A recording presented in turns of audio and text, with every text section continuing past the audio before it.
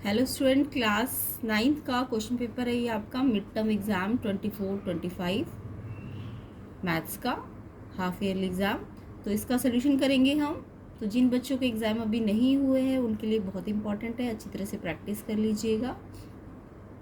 तो चलिए इसको कंसेप्ट के साथ डिटेल सोल्यूशन इसका करेंगे हम। इसका सेक्शन ए स्टार्ट करने जा रहे हैं एंड इसके जो बचे हुए पार्ट्स होंगे वो भी आपको मिलेंगे, इसलिए आपको कम से कम 2000 लाइक्स देने हैं वीडियो को। तो चलिए स्टार्ट करते हैं इसका सोल्यूशन। एंड प्लेलिस्ट को भी ज़रूर चेक करना, लिंक डिस्क्रिप्शन में है। इंपॉर्टेंट PYQs का क्वेश्चन पेपर है, उसमें डिटेल सोल्यूशन कंसेप्ट के साथ। तो चलिए इसका सेक्शन ही करते हैं। क्वेश्चन 1 है, which of the following is a rational number. इसमें से इन्होंने पूछा कौन सा रेशनल नंबर है। तो -2/3, -1/√5, 13/√5, √2/3। तो देखो रेशनल नंबर क्या होता है, जो रूट से बाहर आ जाते हैं, है ना, तो उनको रेशनल नंबर कहते हैं। तो यहाँ तो बहुत इजीली मुझे दिख रहा है 2/3 पे कोई कहीं पे भी रूट नहीं है, 2/3। तो ये जो है ये एक रेशनल नंबर है। रेशनल नंबर हम किन्हें कहते हैं, ये तो मैंने बहुत डिटेल में प्रीवियस वीडियोस में भी समझा रखा है। रेशनल नंबर जो होते हैं इनकी कंडीशन होती है ये कैसे होने चाहिए, ये P/Q फॉर्म में होनी चाहिए, बट जो डिनोमिनेटर है वो 0 नहीं होना चाहिए, ठीक है। तो इनको रेशनल नंबर कहते हैं। तो जितने भी इंटीजर वैल्यूज़ होंगी, फ्रैक्शंस वैल्यू होंगी जिनमें अगर डिनोमिनेटर 0 नहीं है तो उनको हम रेशनल नंबर कहेंगे। अब देखो इरेशनल नंबर क्या होते हैं, इरेशनल नंबर को हम दूसरे और क्या बोलते हैं, non terminating, non repeating, non terminating, non recurring. अब ये क्या होते हैं, ये जैसे √2 हो गया, √3 हो गया, ये इनके कंप्लीट रूट बाहर नहीं आ सकते ना, ये रूट से बाहर नहीं आ सकते। बट √4 को अगर मैं बोलूँ तो वो तो 2 बाहर आ जाएगा। तो ये हमारा रेशनल नंबर है। √4 क्या है, ये रेशनल नंबर है। √4 आपका रेशनल नंबर है क्योंकि वो रूट से बाहर आ सकता है। लेकिन √2, √3, √7 ये सब रूट के अंदर ही रहेंगे, है ना। तो ये इरेशनल नंबर होते हैं। तो ये इरेशनल नंबर का दूसरा नाम क्या होता है, non terminating, non recurring. Clear. तो यहाँ पे रेशनल नंबर देखो 2 और 3 दोनों रूट में नहीं है ना, तो ये एक रेशनल नंबर है। बट अगर ये 2 रूट में होता और 3 चाहे रूट में नहीं होता तो ये √2 और ये √3 तो एक इरेशनल और एक रेशनल। जब भी एक इरेशनल और रेशनल होते हैं तो वो इरेशनल ही होते हैं। कैसे होते हैं, वो इरेशनल होते हैं। यानी कि अगर मैं बोलूँ 2 + √3 तो यहाँ एक रेशनल है और एक इरेशनल है, तो ये इरेशनल नंबर माना जाएगा। अगर मैं बोलूँ √2 के साथ 3 को माइनस में ले लूँ तब भी ये देखो √2 ये रूट में और ये विदाउट रूट है, तो ये इरेशनल है, ये रैशनल है। तो जब भी एक इरेशनल रैशनल चाहे प्लस हो, चाहे माइनस हो, चाहे मल्टीप्लाई हो, चाहे डिवाइड हो, ये सब क्या होते हैं, इरेशनल नंबर्स होते हैं। क्या होते हैं, ये सारे इरेशनल नंबर होते हैं। जब भी सिंगल एक नंबर रेडिकल में हो, रेडिकल रूट भी हो सकता है, क्यूब रूट भी हो सकता है, और एक विदाउट रूट हो, यानी एक रैशनल और एक इरेशनल हो, लेकिन उनका माइनस, प्लस, मल्टीप्लाई, डिवाइड, तो वो इरेशनल कहलाएगा। अब यहाँ पे दोनों ही रैशनल है, तो रैशनल तो रैशनल ही होंगे ना, तो ये रैशनल है, इसलिए ऑप्शन ए इसका आंसर हो जाएगा। तो आई होप आपको रैशनल और इरेशनल में डिफरेंस भी पता चल गया होगा। चलिए नेक्स्ट क्वेश्चन करते हैं। ऐसे ही डिटेल कंसेप्ट के साथ डिटेल सोल्यूशन आपको और भी वीडियोस में मिलेंगे, प्लेलिस्ट में है। अगर आप 4 से 5 क्वेश्चन पेपर भी कर लेंगे तो आपके सारे कंसेप्ट क्लियर हो जाएंगे और आपके final exam, mid term exam की प्रिपरेशन बहुत अच्छी हो जाएगी। तो कमेंट करके ज़रूर बताना आपने प्लेलिस्ट चेक की कि नहीं। सारे बच्चे अच्छी तरह से उसे प्रैक्टिस भी करना, सिर्फ देखना नहीं होता, प्रैक्टिस करना होता है। तो लिंक मैंने डिस्क्रिप्शन में डाला हुआ है। चलिए नेक्स्ट क्वेश्चन देखेंगे, क्वेश्चन नंबर 2। एंड वीडियो में नए हो तो वीडियो चैनल में को सब्सक्राइब ज़रूर करना एंड वीडियो को लाइक ज़रूर करना। Second question, the decimal expansion of an irrational number can not be. तो जो इरेशनल नंबर अभी मैंने बताया ना, इरेशनल नंबर किन्हें कहते हैं, नॉन टर्मिनेटिंग के साथ नॉन रिकरिंग होने चाहिए। एंड तो इन्होंने बोला कि अगर इरेशनल नंबर का डेसिमल एक्सपेंशन करे तो वो कैसा आएगा। तो देखो वो कभी भी इन्होंने बोला कभी भी क्या नहीं हो सकता, कैन नॉट लगा हुआ है, ठीक है, कैन नॉट। तो क्या सा नहीं हो सकता, वो नॉन टर्मिनेटिंग तो हो सकता है। मैंने अभी बताया ना इसका दूसरा नाम क्या होता है, इरेशनल नंबर का नॉन टर्मिनेटिंग। तो वो टर्मिनेटिंग कभी नहीं होगा बट नॉन टर्मिनेटिंग हो जाएगा। तो इन्होंने बोला कभी क्या नहीं हो सकता, तो वो टर्मिनेटिंग नहीं हो सकता। टर्मिनेटिंग का मतलब होता है, टर्मिनेटिंग का मतलब जो ना डेसिमल के 1 पॉइंट के बाद कभी ख़त्म हो जाते हैं या फिर 2 पॉइंट के बाद, यानी जो एंड हो जाते हैं डेसिमल के बाद जो कंप्लीट डिवाइड हो जाते हैं तो उनको हम क्या कहते हैं, टर्मिनेटिंग। तो जो इरेशनल नंबर होते हैं वो कभी टर्मिनेटिंग नहीं होते, ठीक है। तो यहाँ पे आंसर क्या हो जाएगा, क्या नहीं हो सकते इरेशनल नंबर, टर्मिनेटिंग कभी नहीं हो सकते। रैशनल नंबर टर्मिनेटिंग होते हैं बट इरेशनल नंबर टर्मिनेटिंग नहीं होते। बी ऑप्शन इसका आंसर है। नेक्स्ट क्वेश्चन देखेंगे, द वैल्यू ऑफ 2√3 प्लस √3। तो यहाँ पे 2√3 और √3 की वैल्यू पूछी है। तो देखो मैंने आपको बोला था कि जब भी आपको प्लस करना है दो नंबर्स को तो वो लाइक होने चाहिए। जैसे आप 2x के साथ किसको प्लस करते हो, x को प्लस करते हो ना, तो लाइक जो वेरिएबल्स होते हैं उनको हम प्लस माइनस कर सकते हैं। तो 2x में x कैसे प्लस करते हो, आप सिर्फ नंबर्स आगे वाले नंबर्स को प्लस करते हो, 2 और 1 3 है ना, और ये जो x होता है वो एज इट इज़ लगाते हो ना। वैसे यहाँ भी ये देखो, ये लाइक नंबर से, क्योंकि यहाँ भी √3 है और यहाँ भी √3 है, तो ये प्लस हो सकता है माइनस भी हो सकता है। बट इनको माइनस करने का मतलब इनको माइनस नहीं करना, आपको सिर्फ इनके आगे जो नंबर लगे, यहाँ 2 है यहाँ कुछ नहीं यानी 1 लगा है, तो 2 और 1 को प्लस करो 3, और ये जो है वो एज इट इज़ आएगा। जैसे x एक बार लिखते हो ना आप प्लस माइनस में, वैसे इसको भी एक ही बार लिखना होता है √3। हाँ, अगर इसको इससे मल्टीप्लाई करना होता तो कैसे करते, 2√3 को अगर √3 से मल्टीप्लाई करना होता तो 2√3 को, देखो 2 नंबर है और ये रूट में है ये दोनों, तो 2 अंदर रूट में मल्टीप्लाई नहीं हो सकता, 2 तो ऐसे ही रहेगा। √3 से मल्टीप्लाई हो जाएगा, तो √3 जब सेम रूट 2 बार होते हैं तो रूट से बाहर आ जाते हैं। तो ये 2 और ये √3 2 बार मल्टीप्लाई कर 3 और ये मल्टीप्लाई कर दो तो 6। तो ऐसे मल्टीप्लाई करना चाहिए, बट प्लस ऐसे करना चाहिए न, आगे वाले नंबर्स को लेना होता है 2 और 1 3 और ये एज इट इज़ लिख देना होता है। तो 3√3 इसका आंसर है, ऑप्शन सी इसका आंसर है, ऑप्शन सी। आपको 2√3 प्लस √3 को ऐड करके कितना मिल रहा है, 3√3। नेक्स्ट क्वेश्चन देखेंगे, sign of the abscissa and ordinate of a point in the second quadrant are respectively. आपको पूछा एब्सिसा और ऑर्डिनेट का सेकंड क्वाड्रेंट में क्या साइन होता है। बच्चे एब्सिसा का मतलब आधों को नहीं पता हो तो ऑर्डिनेट का क्या मतलब होता है, तो ये मैंने प्रीवियस वीडियो में बहुत बार बताया हुआ आपको कि एब्सिसा का मतलब होता है, ये याद भी रखना आप, एब्सिसा का मतलब होता है एक्स और ऑर्डिनेट का मतलब होता है वाई, ठीक है। जो कोई भी कोऑर्डिनेट होता है वो पहले एक्स होता है बाद में वाई होता है, यानी पहले एब्सिसा होना चाहिए बाद में ऑर्डिनेट होना चाहिए। एब्सिसा मतलब एक्स होता है और ऑर्डिनेट मतलब वाई होता है। तो कोई भी कोऑर्डिनेट में पहले एब्सिसा आता है बाद में ऑर्डिनेट आता है, ठीक है। अब आपको ये जो कार्टेशियन प्लेन होता है, आपको पता है ये एक्स एक्सिस है, ये एक्स का नेगेटिव है, ये वाई का पॉजिटिव है और ये वाई का नेगेटिव एक्सिस होता है।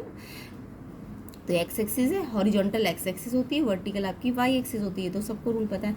अब जो फर्स्ट क्वाड्रेंट होता है ये वाला होता है फर्स्ट क्वाड्रेंट, यहाँ पे एक्स भी प्लस में, देखो एक्स भी प्लस में है और वाई भी प्लस में है ना, ये वाला प्लेन है, तो इसमें एक्स और वाई दोनों प्लस के हैं तो ये प्लस प्लस होता है। सेकेंड क्वाड्रेंट में देखो एक्स तो नेगेटिव पे चला गया और वाई किस पे, पॉजिटिव पे, तो एक्स पहले आना चाहिए, एक्स माइनस और वाई प्लस, तो ये सेकेंड क्वाड्रेंट होता है, ये याद रखा करो। एंड थर्ड पे देखिए तो देखो थर्ड पे एक्स पहले लिखना चाहिए, एक्स देखो यहाँ पे नेगेटिव है और वाई भी नेगेटिव है, तो यानी ये थर्ड क्वाड्रेंट जो होता है वो नेगेटिव होता है। क्लियर, ये आपको कार्टेशियन प्लेन में आना चाहिए। एंड फोर्थ क्वाड्रेंट को देखो, एक्स देखो पहले एक्स लिखना होता है, एक्स तो पॉजिटिव है और वाई कैसा है, इसमें नेगेटिव है, तो यानी कि फोर्थ क्वाड्रेंट प्लस माइनस होता है। तो आपको कौन सा क्वाड्रेंट पूछा है क्वेश्चन में, आपको बोला है कि जो सेकेंड क्वाड्रेंट है उसमें एब्सिसा और ऑर्डिनेट, एब्सिसा मतलब एक्स होता है और ऑर्डिनेट मतलब वाई होता है। तो सेकेंड क्वाड्रेंट में एक्स और वाई के जो साइन होते हैं वो कैसे होते हैं, पहले एब्सिसा है तो पहले एब्सिसा का साइन बताना है, फिर ऑर्डिनेट का। कई बार उल्टा करके भी पूछ सकते थे, ऑर्डिनेट पहले और एब्सिसा बाद में, तो आपको ध्यान रखना है, ठीक है। अभी एब्सिसा पहले आना चाहिए और ऑर्डिनेट बाद में आना चाहिए। तो एब्सिसा देखो प्लस सेकेंड क्वाड्रेंट में, सेकेंड ये है ना, तो एब्सिसा देखो इसका एक्स नेगेटिव है और इसका वाई कैसा है, पॉजिटिव है, तो नेगेटिव पॉजिटिव होगा। सेकेंड क्वाड्रेंट कैसा होता है, नेगेटिव पॉजिटिव, तो ये आपको सब बच्चों को ही बनाना आना चाहिए। नेक्स्ट देखेंगे which of this statement do not satisfied Euclid axiom. तो आपको यूक्लिड के फर्स्ट 5 एक्सियम याद करने हैं, बिल्कुल सीरियल वाइज याद करने हैं। तो यूक्लिड के एक्सियम का इन्होंने बोला कौन सी स्टेटमेंट नहीं है, नॉट वाली पूछी है। तो देखो यूक्लिड के एक्सियम अगर आपको आते हैं तो ये भी यूक्लिड का एक्सियम होता है, things which are equal to the same thing are equal to another. Yes, ये तो यूक्लिड का एक्सियम है। If equal added to equal the wholes are equal, ये सेकेंड एक्सियम होता है ना, तो ये भी यूक्लिड का एक्सियम है। इक्वल सब्ट्रैक्ट करे इक्वल से तो रिमाइंडर इक्वल होंगी, ये भी एक्सियम है। अगर इक्वल में से मैं सेम सब्ट्रैक्ट करूँ तो वो जो रिमाइंडर्स आएंगे वो इक्वल आएंगे। यस, ऐसे ही मल्टीप्लाई सेम करेंगे तो तब भी सेम ही आएगा। ये देखो डी वाला, the whole is lesser than the part, ये उल्टा लिख दिया इन्होंने। यूक्लिड का एग्जाम में उल्टा होता है, होल जो होता है ग्रेटर होता है पार्ट से, पार्ट जो होता है वो होल से लेसर होता है। यूक्लिड का एग्जाम एक्चुअल में क्या है, जो पार्ट होते हैं वो लेसर होते हैं किससे, होल से, जबकि इन्होंने यहाँ उल्टा लिखा है जो होल होता है पूरा नंबर वो उसके पार्ट से कम होता है। पूरा तो ज़्यादा होगा ना, जो पार्ट होगा वो कम होगा, तो यहाँ इन्होंने बोला होल कम है पार्ट से, तो यहाँ पे गलत लिखा है आपने। तो यूक्लिड का ये वाला एक्सियम जो है ये इन्होंने गलत लिखा है, ये नहीं होना चाहिए था, तो ये गलत वाला ही आपको पूछा गया था कौन सा नहीं है। जो होल होता है वो लेजर नहीं होता, वो ज़्यादा होता है, तो यहाँ पे ये आप इन्होंने गलत एक्सियम लिया है, तो यही आपको ढूंढना था। जैसे कि मैं अगर बोलूँ 1, तो 1 तो होल है, और अगर मैं इसका 1/3 करूँ तो 1/3 इसका एक पार्ट है ना 1 का, तो 1 ज़्यादा है 1/3 कम है, जबकि ये बोल रहा होल कम है, जबकि होल क्या होता है, ज़्यादा होता है, तो ये वाला एग्जाम गलत है, तो आपको गलत वाला ही छाटना था, तो डी ऑप्शन इसका आंसर है। तो बाकी सारे एग्जाम ठीक है यूक्लिड के एग्जाम भी याद किया करो, 5 एग्जाम होते हैं उनको याद करा करो, इंपॉर्टेंट 5 होते हैं, ठीक है। नेक्स्ट देखेंगे ordinate of the all point on the x axis. अब आपको यहाँ पे एक्स एक्सिस का ऑर्डिनेट ऑफ ऑल पॉइंट पूछा है, तो एक्स एक्सिस पे ऑर्डिनेट का मतलब समझ आ गया ना, वाई, एक्स एक्सिस पे वाई कैसा होता है, मैंने बहुत बार आपको समझा रखा है। देखो एक्स एक्सिस क्या है, एक्स एक्सिस ये हॉरिजॉन्टल लाइन को कहते हैं ना एक्स एक्सिस, तो यहाँ पे कहीं भी एक्स एक्सिस पे कोई भी अगर पॉइंट देखो तो उसमें एक्स तो प्रेजेंट होगा, बट यहाँ पे देखो इस लाइन पे वाई तो 0 होगा ना, इस लाइन पे एक्स एक्सिस की लाइन पे वाई हमेशा 0 होगा, तो याद रखना एक्स एक्सिस पे वाई 0 होता है, और अगर वाई एक्सिस की बात करें तो वहाँ पे एक्स 0 होता है। तो एक्स एक्सिस पे अगर वाई 0 है तो उसके कोऑर्डिनेट में एक्स तो होगा बट वाई नहीं होगा, है ना, ये होंगे उसके कोऑर्डिनेट। और वाई एक्सिस की बात करूँ तो उसमें एक्स तो 0 का पहले एक्स लिखना चाहिए बाद में वाई, तो इसके पॉइंट क्या होंगे 0 वाई, और एक्स एक्सिस के पॉइंट क्या होंगे एक्स 0, यहाँ पे वाई 0 होता है, याद रखेंगे पहला पॉइंट और ये दूसरा। तो यहाँ पे क्वेश्चन हमको एक्स एक्सिस पे ऑर्डिनेट पूछे, ऑर्डिनेट का मतलब क्या होता है, वाई तो होता है, तो वाई कितना होता है ऑर्डिनेट, ऑर्डिनेट मतलब वाई कितना होता है 0, ए ऑप्शन इसका करेक्ट आंसर है। अगर वाई एक्सिस होता तो एक्स 0 होता, अभी आपका एक्स एक्सिस बोला है ना, तो एक्स एक्सिस पे वाई 0 होता है, यानी ऑर्डिनेट कितना होता है 0 होता है इसका, तो आंसर ए ऑप्शन होगा। तो 6 का आंसर ए ऑप्शन है, ऑर्डिनेट मतलब वाई पूछा है आपसे एक्स एक्सिस पे। नेक्स्ट आपको बोला है 7th क्वेश्चन, 2 लाइन्स है A B C D intersect कर रही है ओ पे, ए ओ सी दिया है 3x, बी ओ सी दिया है 2x + 10 and B O D आपको निकालना है। तो पहले तो इंटरसेक्टिंग लाइन्स है, तो आप इंटरसेक्टिंग लाइन्स बनाओगे, तो देखो ए बी और सी डी ये इंटरसेक्टिंग लाइन है, जब भी 2 इंटरसेक्टिंग लाइंस हो ना तो आपको 2 प्रॉपर्टी लगानी होती है, याद रखा करो, एक तो लीनियर पेयर की लगा दिया करो और एक वर्टिकली अपोजिट की, ये आपको हमेशा याद रखना है। जब भी इंटरसेक्टिंग लाइन वाले क्वेश्चन आते हैं तो आपको एक लीनियर पेयर की प्रॉपर्टी आनी चाहिए और एक वर्टिकली अपोजिट की। तो यहाँ पे ए बी और सी डी क्या है, इंटरसेक्ट करिए ओ पे, अब आपको ए ओ सी दिया हुआ है, ए ओ सी यानी ये वाला एंगल 3x दिया है, और आपको बी ओ सी दिया है यानी कि आपको ये इसके साथ जुड़ा हुआ एंगल दिया हुआ है, तो ए ओ सी और बी ओ सी दिया है, बी ओ सी 2x + 10 है। तो जब भी जुड़े हुए एंगल दिए होते तो इस पर लीनियर प्रॉपर्टी लगाते, मैंने कहा ना जब भी इंटरसेक्टिंग वाले क्वेश्चन आए तो या तो लीनियर लगाएंगे या वर्टिकली, तो आपको तो ये जुड़े हुए एंगल दिए है ना, तो जुड़े हुए एंगल का मतलब आपको ए बी लाइन लेनी है, ठीक है, तो ए बी लाइन लो, तो लीनियर पेयर वाली प्रॉपर्टी लगा दो, इस लाइन में ये दोनों एंगल जो होते हैं 3, एक तो ए ओ सी बन रहा है और एक बी ओ सी, तो इनका सम 180 होता है, लीनियर पेयर कहते हैं ना इसको, एक लाइन के 2 एंगल का सम अगर 180 है। अब ए ओ सी 3x है, बी ओ सी कितना है 2x + 10 एंड ये 180। अब x के लिए सॉल्व करना तो आपको आता होगा, x को x के साथ सॉल्व कर लो, 3x और 2x 5x, बट नंबर जो है नंबर के पास जाएगा, ये प्लस है यहाँ के माइनस हो जाएगा, इसको माइनस करो 170, फिर ये 5 क्योंकि x निकालना है तो ये मल्टीप्लाई में है तो ये डिवाइड में आ जाएगा, फिर इसको कैंसिल कर लेना, 5 3 = 15, 2 बचा 5 4 जा, तो 34x आ जाएगा। बट आपको x नहीं निकालना, ध्यान देने वाली बात है, क्वेश्चन में आपको x नहीं निकालना, कई बार बच्चे x निकाल के छोड़ देंगे, तो यहाँ पे 34 आंसर नहीं है, यहाँ पे आपको बी ओ डी एंगल निकालना है, बी ओ डी। तो देखो बी ओ डी यहाँ पे कहाँ पे है, ये वाला है ना, तो मैंने आपको बताया तो था कि अभी इंटरसेक्टिंग में 2 प्रॉपर्टी लगाते हैं, एक तो लीनियर और एक वर्टिकली। वर्टिकली कौन से पेयर होते हैं, ये वाला इसके इक्वल होता है और ये वाला इसके इक्वल होता है, तो आपको ये निकालना है ना, तो ये वाला किसके इक्वल होगा, इसके इक्वल होगा, और ये कितना है 3x है, ये x थोड़ी ना, ये वाला एंगल निकालना है आपको, तो ये इसके बराबर है, तो ये वाला बी ओ ए ओ सी के बराबर, कौन सी प्रॉपर्टी है वर्टिकली अपोजिट, तो ये 3x के बराबर है, तो 3x, x आपने निकाला 34, उसको 3 से मल्टीप्लाई भी करना है, तो 102 आंसर है। ऑप्शन सी इसका करेक्ट आंसर है। तो ध्यान देने वाली बात है, आपको पूछा BOD है और आप देखो BOD वर्टिकली अपोजिट बना रहा है। तो मैंने बोला है जब भी इंटरसेक्टिंग वाले क्वेश्चन आएंगे 2 ही प्रॉपर्टी लगानी है आपको, एक लीनियर पेयर और एक वर्टिकली अपोजिट। अगर एडजेसेंट एंगल दिए है तो लीनियर लगा दो, और अगर ऐसे क्रॉस वाले एंगल निकालने हैं तो वर्टिकली अपोजिट। क्लियर? तो यहाँ 3x निकालना था, 102 इसका आंसर है। तो 102 आंसर ऑप्शन कौन सा है, देखो ऑप्शन सी इसका करेक्ट आंसर है। आई होप आपको सारे क्वेश्चन समझ आ रहे होंगे। डिटेल सोल्यूशन के साथ समझा रही हूँ, कंसेप्ट के साथ समझा रही हूँ, एंड प्लेलिस्ट में भी जितने भी क्वेश्चन पेपर्स हैं आपको विद कंसेप्ट समझाए गए हैं। अगर आप 3 से 4 क्वेश्चन पेपर भी कर लोगे तो आपके मिड टर्म क्या फाइनल में भी बहुत अच्छे नंबर आ जाएंगे। तो इसलिए अच्छी तरह से प्रैक्टिस कर लेना। प्लेलिस्ट एक्चुअल में पूरा आपका 1 शॉट है, 9th के मैथ्स का और साइंस की भी बनी हुई है, तो आप उसे भी ज़रूर चेक करना। एंड चैनल में नए हो तो सब्सक्राइब ज़रूर कर लेना चैनल को, ताकि मोटिवेशन मिले। एंड इसके भी आगे के पार्ट्स आपको मिलेंगे। अभी मैं इसके सेक्शन A और B और C को कराऊंगी, उसके बाद बचे हुए जो पार्ट्स होंगे वो आपको इसी वीडियो के लिंक में मिल जाएंगे डिस्क्रिप्शन में, तो आप चेक कर लेना। एंड प्लेलिस्ट का लिंक भी होगा। The point at which the 2 coordinate axis meet is called, the point जहाँ पे 2 कोऑर्डिनेट एक्सिस मीट करते हैं। तो खुद सोचो कोऑर्डिनेट एक्सिस कहाँ मीट करते हैं। अगर मैं इसे डायग्राम बनाऊँ, जब भी कोई कोऑर्डिनेट प्लेन वाला क्वेश्चन आता है ना, कार्टेशियन प्लेन वाला कोऑर्डिनेट ज्योमेट्री वाला, तो आप डायग्राम बना लिया करो, तो उससे बहुत इजीली आपको बहुत सारे आंसर्स मिल जाएंगे। तो कोऑर्डिनेट एक्सिस मीट किस पॉइंट पे करते हैं, देखो कोऑर्डिनेट एक्सिस में बनाऊँ, ये देखो, ये मैंने अभी बताया था, ये एक्स एक्सिस होता है और ये वाई एक्सिस होता है ना। तो ये कोऑर्डिनेट एक्सिस है, ये एक्स एक्सिस, और ये आपका वाई एक्सिस। अब ये कहाँ पे दोनों एक दूसरे को मीट कर रहे हैं, मीट मतलब कहाँ पे इंटरसेक्ट कर रहे हैं, इस पॉइंट पे। इस पॉइंट को क्या कहते हैं, ओरिजिन कहते हैं ना। ये पॉइंट क्या होता है, ओरिजिन होता है। तो आपको ओरिजिन मतलब पूछा है कि कहाँ पे मीट करते हैं, वो ओरिजिन पे मीट करते हैं। ओरिजिन अगर पॉइंट दे देते तो 0 0 होता है, ओरिजिन के पॉइंट क्या होते हैं, 0 0। तो यहाँ पे क्वेश्चन नंबर 8 का आंसर आपका ऑप्शन सी आ जाएगा। तो डायग्राम बना के ना बहुत सारी चीज़ें सॉल्व हो जाती है। तो आप कार्टेशियन प्लेन के तो खासकर और ज्योमेट्री वाले क्वेश्चन जितने भी आते हैं उनके डायग्राम ज़रूर बनाया करो। चलिए नेक्स्ट क्वेश्चन देखते हैं।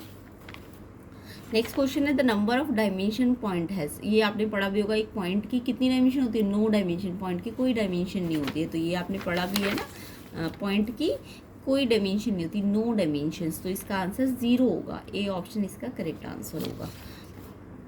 पॉइंट के डायमेंशंस कितने होते हैं, 0। नेक्स्ट क्वेश्चन देखेंगे, the measure of an angle is 5 times its complement.